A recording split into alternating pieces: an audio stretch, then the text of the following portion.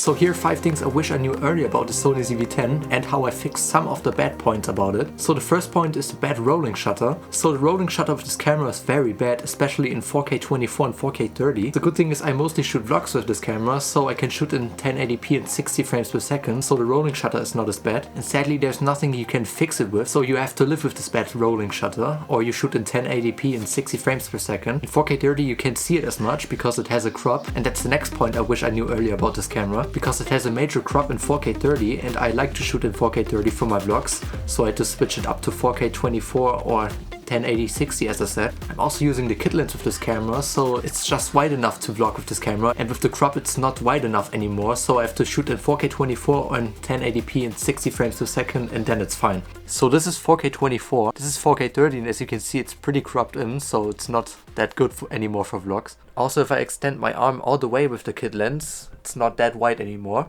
But as you can see with 4K 24 it's fine, but it's also pretty good in 1080p with 30 frames per second or 60 frames per second. The next point is the bad audio quality of the microphone. Don't understand me wrong, this is one of the best in-camera microphones I've ever seen, but it's still not good enough for my videos, so I have to use an external microphone, but I already had one because I had a camera before that. My external microphone, for example, is the Rode Video Micro. Sadly it's not produced anymore, but I linked the Good microphones in the description if you want to check it out. To show you the difference, I'm gonna show you the sound of the camera without the microphone and how it sounds with the Rode Video Micro. So this is without the external microphone, and as you can hear it's not that good. And this is how it sounds with the Rode Video Micro again, and as you can hear it's a pretty big difference. So I would recommend to get an external microphone because that makes a huge difference. And if you want to make content with your camera, it's very important that you have good sound quality, so you should invest in a good microphone if you don't have one. So the next point is the camera is very small, and I didn't think about this being a problem because small is very good because it's lightweight and you can transport it everywhere, and that's especially good for vlogs. But what I like to do with this camera is holding it in my hand with the lens, but that's not working with this camera,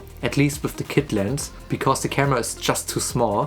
When you take a look at my old camera, the Panasonic G7, I could hold it like that and vlog like that, so that was pretty cool. So to fix this problem you can either get a bigger lens, or you do what I did and get a tripod like the PGY-Tech Mantis Pod or the Joby Gorilla Pod, but I would recommend getting the PGY-Tech Mantis Pod, because the problem with the Joby Gorilla Pod is after a year of bending it in all kind of directions, it's not as stable anymore, and sometimes the camera can tip over, so that's a very bad thing. So I would recommend to get a more reliable tripod, or more like table tripod or vlog tripod like the PGY-Tech one. The next point is pretty cool because I didn't know about this feature for a long time, and it's you can use the Sony ZV-E10 as a webcam, so you can do live streams with it or use it for Discord or something like that. So that's a pretty cool feature, and I just found out about it a few weeks ago. So if you want to use your camera as a webcam, you have to search Sony Imaging Edge webcam.